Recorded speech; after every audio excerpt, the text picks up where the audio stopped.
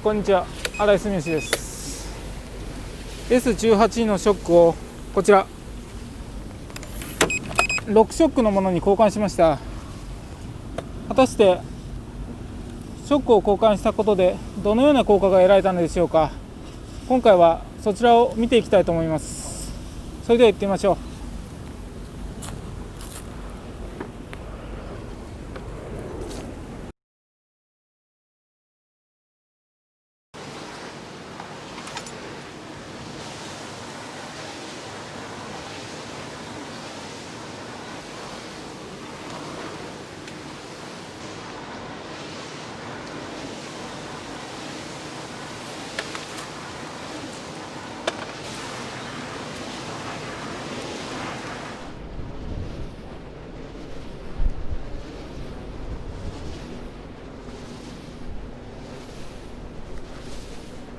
DNM の元のショックからこのロックショックスのモナーク RT3 に変更しました。で、早速変えてみてショックを確認してみたのですが、元の DNM の36RC に対してコシがある感じですね。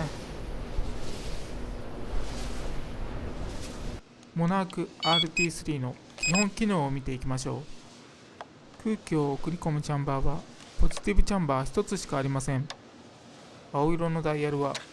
クローズ、オープン、ペダルの3つのモードに変更することができます。リバウンドは10段階に調整することができます。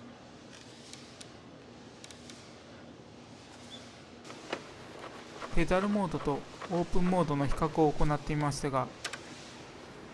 感覚では違いを確認することができませんでした。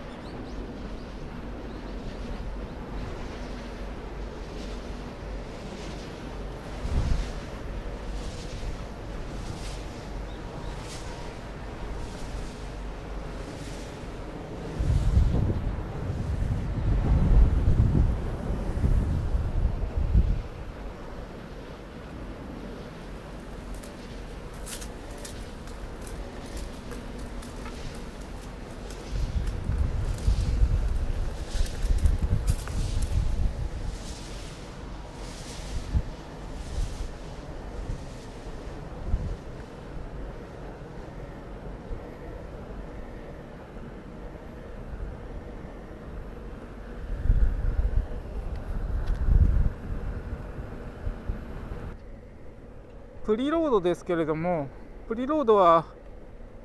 ここのショックのメモリがあると思いますが、それに対して 30% でかなり正確に合わせる必要があります。そうでないと性能はちゃんと発揮されないようです。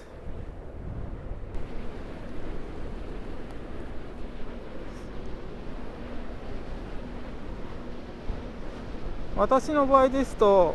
だいたい 210psi で 30% になりました。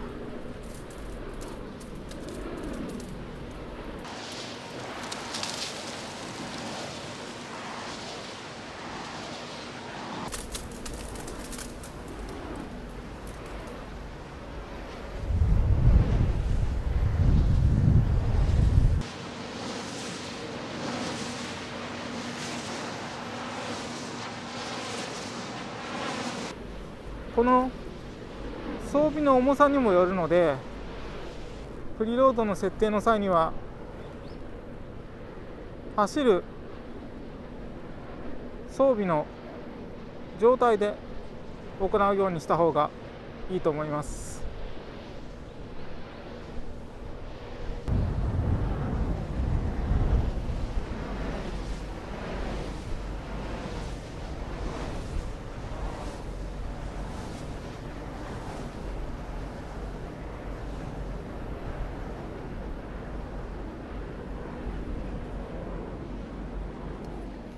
この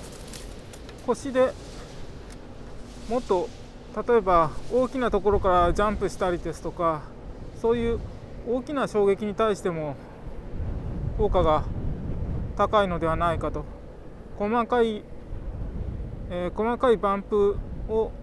処理することから、あるいはジャンプなどをして大きなショックも吸収できると。決して元のショックから交換したことで性能がアップしたというわけでは多分ないと思っていますね。性能がアップしたというよりも、これはどちらかというと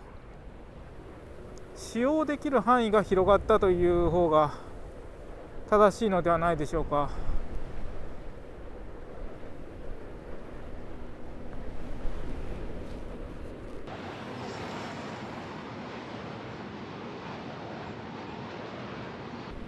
正直なところ、あまりおすすめはできないかなと思いますね。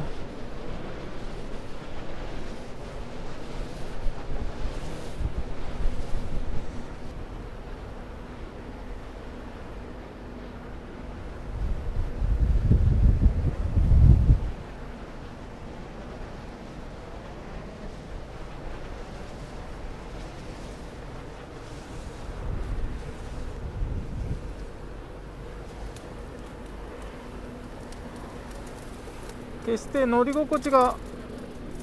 とても改善するというわけでもないので、あくまで元のショックよりも使用できる範囲が、ショックの範囲が広がるということと、あるいは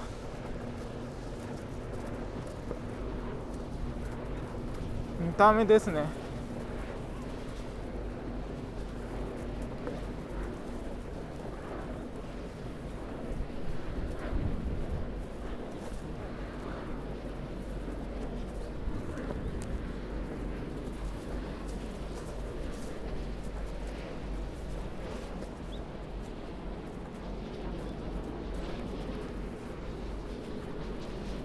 あとこのショックはかなり値段が高いので、それに値段に見合った性能を出し切れるかといったらちょっと疑問ですね。正直なところ、そこまで大きなバンプを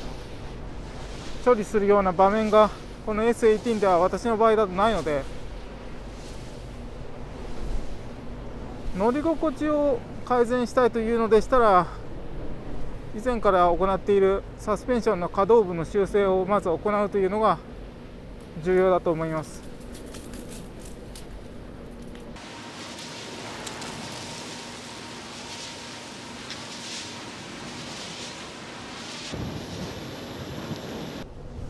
元のショックでも十分使えるので、よっぽどでなければ交換する必要というのはまだないのではないかなというふうに私は思います。